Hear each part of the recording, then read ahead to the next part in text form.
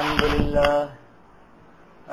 لله نحمده ونستعينه ونستغفره ونؤمن به ونتوكل عليه ونعوذ بالله من شرور أنفسنا ومن سيئات أعمالنا من يهده الله فلا مضل له ومن يضلله فلا هادي له ونشهد أن لا إله إلا الله وحده لا شريك له ونشهد أن سيدنا ومولانا محمدا عبده ورسوله وصلى الله تعالى عليه وعلى آله وأصحابه أجمعين أما بعد فأعوذ بالله من الشيطان الرجيم قل حسبي الله لا إله إلا هو عليه توكلت وإليه أنيب صدق الله العظيم. اس کو لگاؤ کہیں ٹھیک سے آواز نہیں ہے.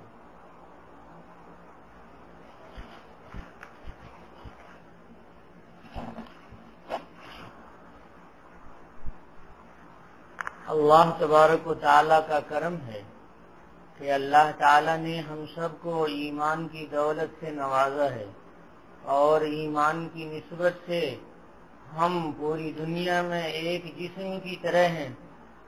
اللہ کے نبی صلی اللہ علیہ وسلم کا ارشاد ہے المؤمن کجسد واحد کہ مسلمان ایک جسم کی طرح ہے اور جسم کے ایک حصے میں اگر تکلیف ہوتی ہے تو پورا جسم بے چین ہو جاتا ہے, بے تاب ہو جاتا ہے. اگر پیر میں کانٹا چبھتا ہے تو پورا جسم بے قرار ہو جاتا ہے, مضطرب ہو جاتا ہے, پریشان ہو جاتا ہے. اور جسم کے ایک حصے کو خوشی ہوتی ہے تو پورا جسم خوش ہو جاتا ہے اور روئے روئے سے خوشیوں کے آثار ظاہر ہوتے ہیں. یہ ایسا ہی ہے کہ جیسے اللہ تبارک و تعالی نے اس دنیا میں ہم سب کو پیدا فرما دیا, سارے عالم میں مسلمانوں کا رشتہ ایسا اللہ تعالی نے رکھا ہے کہ دنیا میں کسی ایک جگہ کے ایک مسلمان کو اگر تکلیف ہوتی ہے تو سارے مسلمان اپنے دل میں اس کو تکلیف محسوس کرتے ہیں. اور اگر کوئی خوشی کی چیز سامنے آتی ہے ایمانی رشتے سے, اسلامی رشتے سے, تو ان کو ہم سب مل کر کے اپنے دل میں خوشی محسوس کرتے ہیں. یہ اللہ تبارک و تعالیٰ کا انعام ہے.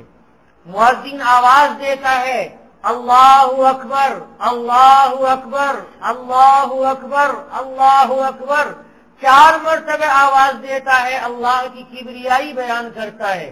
عجیب بات ہے کہ روئے زمین کے پورے نقشے کا جائزہ لینے والے لوگ لکھتے ہیں کہ روئے زمین کا کوئی وقت ایسا, پوری دنیا میں کوئی وقت ایسا خالی نہیں ہے 24 گھنٹے کا کہ جس وقت روئے زمین پر آذان کی آواز نہ آتی ہو.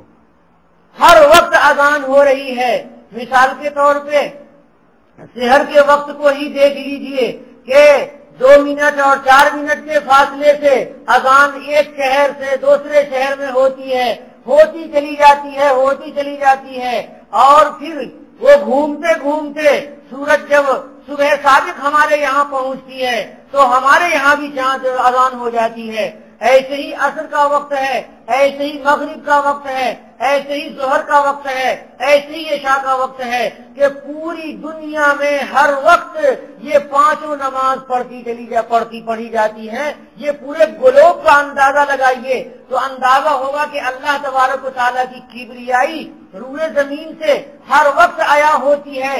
مینارے سے ہر وقت کہا جاتا ہے اللہ اکبر اللہ اکبر اللہ اکبر اللہ اکبر. یہ خدائے پاک کی ذات ہی سب سے بڑی ذات ہے, اللہ سے بڑھ کر کے کوئی ذات ہو نہیں سکتی.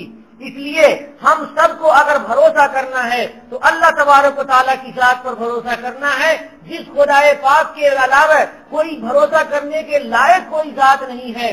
جس ذات کی طرف توجہ اور عنابت ہو سکتی ہے، اس کے علاوہ کسی اور کی طرف توجہ اور عنابت نہیں ہو سکتی ہے۔ اگر مانگنا ہے تو اسی ذات سے، اگر لینا ہے تو اسی ذات سے۔ وہی ذات ایسی ہے جو داتا ہے، وہی ذات ایسی ہے کہ جس کا در ہر وقت کھلا ہوا ہے، اسی کے خزانے میں ساری چیزیں ہیں۔ اللہ تبارک و تعالیٰ نے اپنے پاس زمین و آسمان کے سارے خزانے رکھ رکھے ہیں۔ جس انسان کو اللہ جتنا چاہے اتنا عنایت فرما دیں، اللہ کے علاوہ کسی اور سے نہیں مانگنا چاہیے۔ غور کیجئے حضرت ابراہیم علیہ نبینا علیہ الصلوۃ والسلام کے واقعے میں کہ جب حضرت ابراہیم کو نمرود نے آگ میں ڈالنے کا فیصلہ کر لیا تو پورے شہر میں اعلان کر دیا کہ سب لوگ لکڑیاں اکٹھ جمع کرو۔ اس زمانے میں عورتیں منت مانتی تھی کہ اگر بیٹا پیدا ہوا تو ابراہیم کو جلانے کے لیے میں اتنی لکڑی جا کر کے اکٹھا کروں گی۔ پورے شہر سے اور پورے ملک سے لکڑیاں آتی تھیں، لکڑیوں کا ڈھیر لگ گیا، اس میں آگ لگا دی گئی۔ آگ کئی دن تک جلتی رہی اور کوئی قریب نہیں جا سکتا تھا، اتنی خطرناک قسم کی آگ لگائی گئی۔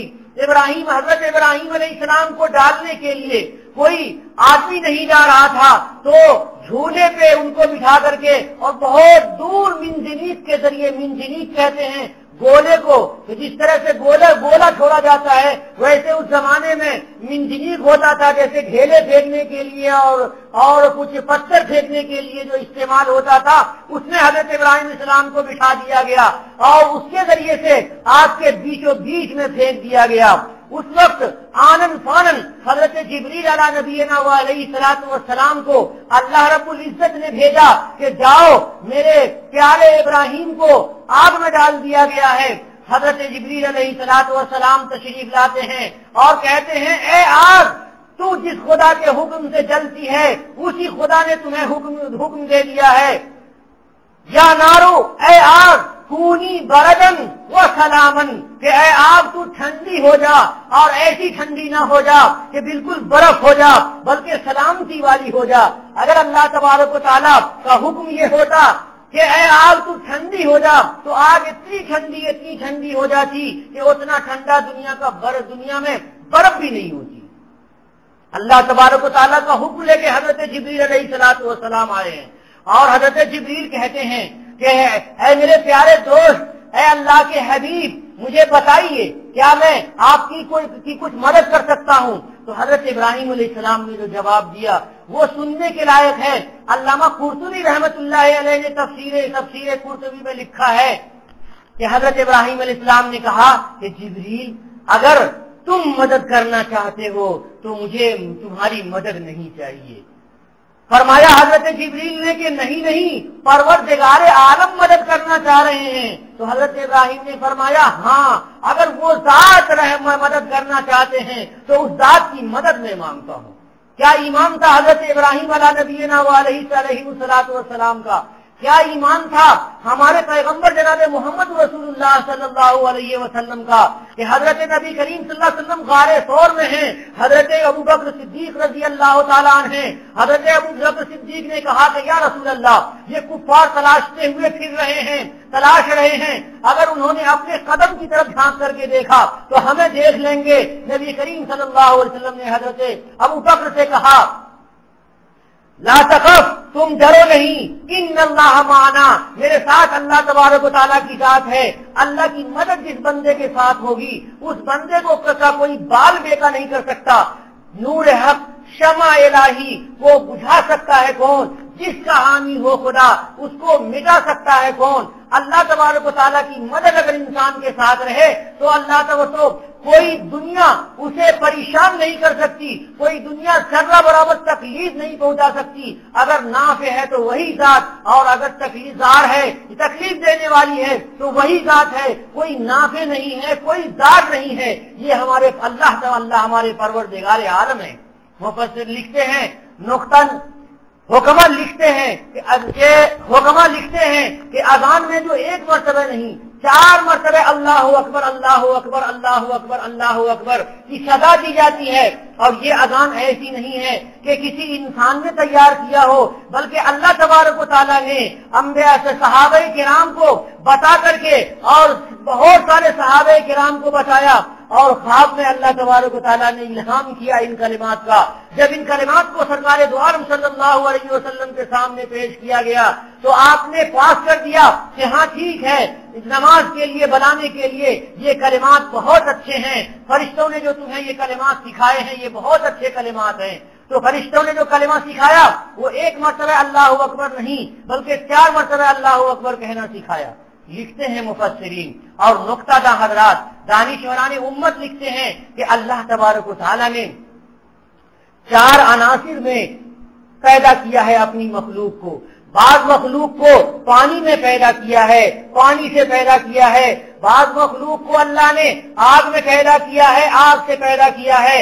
بعض مخلوق کو اللہ تبارک و تعالیٰ نے مٹی سے پیدا کیا ہے. بعض مخلوق کو اللہ تعالیٰ نے ہوا میں پیدا کیا ہے، ہوا سے پیدا کیا ہے. ان 4 عناصر میں اللہ تعالیٰ نے 4 قسم کی مخلوقات پیدا کر دی ہیں. جس طرح سے کیڑے ہم دیکھتے ہیں کہ پانی میں کیڑا چلتا ہے اور کیڑا پیدا ہوتا ہے، نالے میں کیڑا پیدا ہوتا ہے، ایسے ہی اللہ تبارک و تعالیٰ نے آگ میں بھی کیڑے پیدا کر رکھے ہیں. اللہ تبارک و تعالیٰ کی ذات عجیب ہے کہ اللہ تعالیٰ کی ذات نے جہنم میں درخت پیدا کر رکھے ہیں. آج ہم اپنے درخت کو آگ میں دیتے ہیں تو ہمارا درخت جل جاتا ہے کیونکہ اس میں جلنے کی صلاحیت اللہ تبارک و تعالیٰ نے پیدا کی. اور وہ جہنم کا درخت جہنم کی آگ میں وہ بڑھ رہا ہے، پھیل رہا ہے، پھول رہا ہے اور اس کو جہنم کی آگ تک نہیں جلاتی ہے. یہ اللہ تبارک و تعالیٰ کا کرشمہ ہے. تو کہتے ہیں کہ اللہ تبارک و تعالیٰ نے 4 مرتبہ اس لیے اللہ اکبر اللہ اکبر اللہ اکبر اللہ اکبر کے کلمات بتائے کہ وہ ساری مخلوق جو پانی میں ہے ان سے بھی اللہ بڑے ہیں، وہ ساری مخلوق جو ہواؤں میں ہے ان سے بھی اللہ بڑے ہیں، وہ ساری مخلوق جو مٹی میں ہے ان سے بھی اللہ بڑے ہیں، وہ ساری مخلوق جو آگ میں ہے ان سے بھی اللہ تبارک و تعالیٰ کی ذات پاک اور بابرکت ہے اور بڑی ہے. اللہ کی ذات عظیم ہے، اللہ سے عظیم کوئی نہیں ہو سکتا.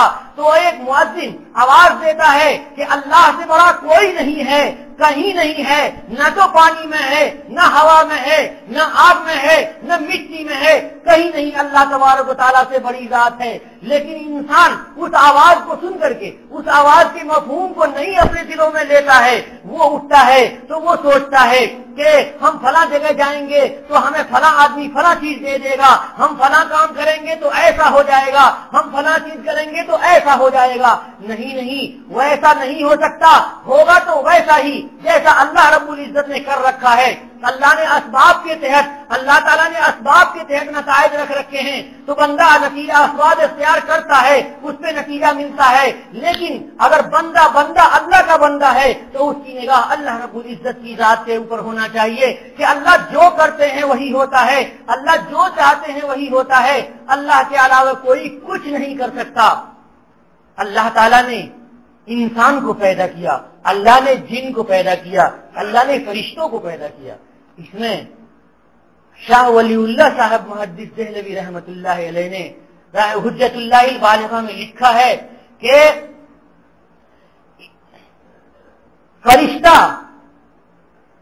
فرشتے جن کو دیکھتے ہیں اور جن فرشتے کو نہیں دیکھتے. جن اور فرشتے انسان کو دیکھتے ہیں، انسان جن اور فرشتہ کو نہیں دیکھتا ہے. یہ کیوں ہے؟ اس لیے کہ اللہ تبارک و تعالیٰ نے انسان کو کثیف مادے سے پیدا کیا ہے، گاڑھے مادے سے پیدا کیا ہے. اس لیے انسان دکھتا ہے. کس کو دکھتا ہے؟ اپنی ذات کو بھی دکھتا ہے، اپنی آنکھ سے بھی وہ اپنے کو دیکھتا ہے. اور جن بھی انسان کو دیکھتے ہیں اور فرشتے بھی انسان کو دیکھتے ہیں. جن کو جو اللہ نے پیدا کیا وہ انسان سے تھوڑا تو لطیف پیدا کیا، اس لیے جن انسان کو دیکھتے ہیں اور انسان کی آنکھ جن کو نہیں دیکھ پاتی ہے. اور فرشتے کو اللہ نے اس سے زیادہ الطف پیدا کیا، اس سے زیادہ باریک پیدا کیا، نور کو غالب کر دیا فرشتے کی ذات میں. اس لیے فرشتوں کو یہ جن بھی نہیں دیکھ پاتے ہیں. یہ اللہ تبارک و تعالیٰ کی قدرت کا کرشمہ ہے کہ اللہ تعالیٰ نے انسان کو کثیف بنایا اور اس کے بعد جن کو بنایا، اس کے بعد فرشتوں کو بنایا. और क़यामत का दिन जब आएगा और अल्लाह तबारक व तआला जन्नत हम लोगों को इनायत फरमा देंगे। अल्लाह हमें जन्नत नसीब फरमाए। जब जन्नत इनायत फरमा देंगे तो आंखों में अल्लाह इतनी ताकत और कुव्वत दे देंगे कि हमारी आंखों से वहाँ फरिश्ते भी नजर आएंगे, हमारी आंखों से वहाँ जिन भी नजर आएंगे, हमारी आंखों से वहाँ दूर दूर के दोस्त अहबाब नजर आएंगे। एक एक जन्नती को अल्लाह ताला इतनी बड़ी जन्नत इनायत फरमाएंगे कि जितनी आसमान और जमीन के दरमियान जितना फासला है ऐसी जन्नत इनायत फरमाएंगे। जाहिर सी बात है कि एक जन्नती दूसरे जन्नती से मुलाकात करना चाहेगा, एक दोस्त अपने दूसरे दोस्त से मुलाकात करना चाहेगा, एक उस्ताद अपने शागिर्द से, शागिर्द उस्ताद से मुलाकात करना चाहेगा। आपस में लोग अपने रिश्तेदार बाप बेटे और माँ बेटियां ये मुलाकात करना चाहेंगी तो कैसे देखेंगे वहाँ पर? तो वहाँ अल्लाह ताला आंख में ऐसा लेंस इनायत फरमाएंगे, ऐसी कुव्वत इनायत फरमाएंगे कि दूर से दूर रहने वाले को इंसान देख लेगा और जबान में आवाज में ऐसी गूंज इनायत फरमाएंगे कि दूर से दूर को अगर बढ़ाना चाहेगा तो इंसान अब आवाज देगा और वो आदमी सुन लेगा। सब लोग आपस में एक दूसरे के पास बैठे हुए होंगे और लोग एक दूसरे से गुफ्तगू कर रहे होंगे, चाहे वो कितने ही दूर हो। जब चाहेंगे जब इकट्ठा हो जाएंगे, जब चाहेंगे जब जुदा हो जाएंगे, क्योंकि अल्लाह तबारक व तआला ने जन्नत में इंसानों के लिए, मुसलमानों के लिए ऐसी ऐसी नेमत रखी है। फरमाया नबी करीम जनाब मोहम्मद रसूलुल्लाह सल्लल्लाहु अलैहि वसल्लम ने कि जन्नत में कैसी नेमतें हैं। माला ऐनुन रअत वला उज़ुनुन समिअत वला खतर अला क़ल्बि बशर, कि जन्नत में अल्लाह ताला ने इतनी नेमतें रखी हैं, इतनी नेमतें रखी हैं कि आंखों ने उतनी नेमतों को देखा नहीं होगा और कानों ने उतनी नेमतों को सुना नहीं होगा और दिलों ने उतनी नेमतों को सोचा नहीं होगा। दुआ कीजिए कि अल्लाह तबारक व तआला हमें जन्नत की वो नेमतें अता फरमाएं जो नेमतें अपने नेक बंदों के लिए अल्लाह ताला ने रख रखी हैं। अल्लाह ताला हमारे गुनाहों को माफ फरमाएं। व आखिर दावाना अनिल हम्दुलिल्लाहि रब्बिल आलमीन।